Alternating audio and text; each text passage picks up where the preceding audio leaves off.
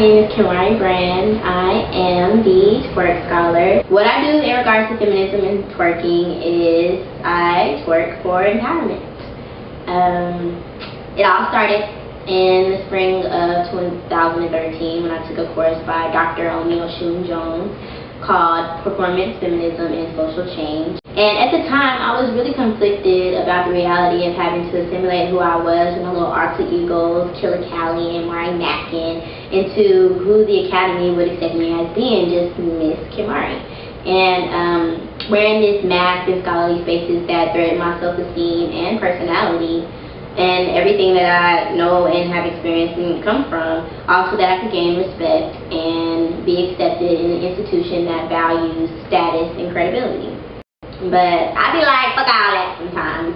And I wanted to bring the revolution from where I was at, radical change from the inside out. I became extremely passionate about African American cultural dance expression and twerking and how it tied into politics of black identity. O bonde das maravilhas é a nova sensação. I got to do a study abroad program in Bluefields, Nicaragua, studying the politics and culture of Afro-Caribbeans. And so I did independent research on twerking out there and how it can be as empowering for women and not degrading, you know, to dismantle the kind of skeptical views of it being just a solely sexual dance and disgusting. And I wanted to bring that back to my community at UT, to be accepted as something that's a fun and healthy practice, instead of being shamed for having to conserve themselves and their expression in order to properly assimilate to the larger white supremacist culture that we face at the institution.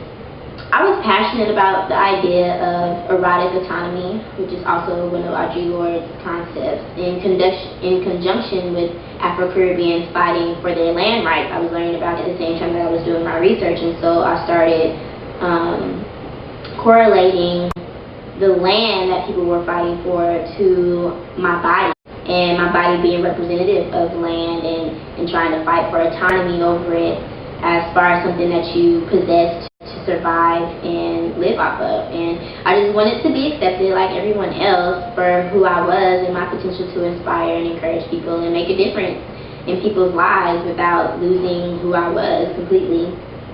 And I felt that my passion for dancing and my identity to be a natural born leader was being attacked from so many different directions, as far as people's failure to accept my truth and the reality of a lot of women around the world who are so often written off as being one way only and incapable of being anything else besides what society has labeled and assigned to them.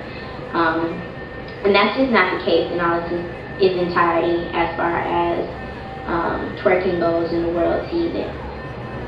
I believe that twerking is a feminist issue because it falls under this whole idea of what's okay for women to do and what's not, which I feel like is one of the main, I guess, tenets of feminism, is sort of fighting for women's right to essentially do whatever they want to do, you know? So I feel that a lot of the people who criticize twerking, they criticize it because, okay, that's not ladylike, or that's not this, or that's not that, without realizing that calling something ladylike or attributing any type of behavior to like what's ideal for a woman in itself is problematic.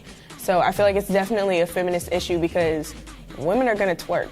So, you know what I'm saying? And people who don't or do are constantly gonna criticize it or talk about what's proper or improper. After that, I was pushing to do kind of like a resistance art form of twerking and twerk in public spaces, so that people could see that this is not something that's just completely only solely sexual or disgusting as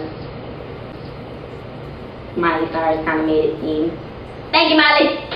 But it comes from a very social and cultural place for me, and it was a tradition, a modern day tradition to do as far as celebrating Black life and my life and the lives of women go. And so one of the things that I did at UT, I started an organization called Twerk Fit Click, And everybody was like, oh, it's going to be UT's twerk team. And everybody was excited. Guys were like, can I come see? No. It was only for girls.